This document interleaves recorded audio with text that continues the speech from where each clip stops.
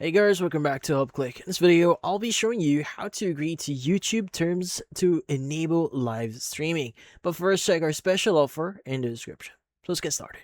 So you might be wondering how to exactly agree to YouTube's terms to enable live streaming here so that you can stream to your audience or to your community. Well, this one is quite simple. What do you need to do? Well, first things first is you want to go ahead and just go to youtube.com and just log in into your account. Now, in here, you want to go and click on the create button. You see at the top right here, and you just click on go live. Now, once you click on go live, this will redirect you to the live or live streaming section. So what you need to do is you want to go and just click on request, and it will redirect you to another page here. So it's going to say unlock more YouTube here. You need to verify yourself. Go and click on verify. And what you need to do is you want to go and provide the necessary details. So first things first is you need to choose your country and also enter your phone number.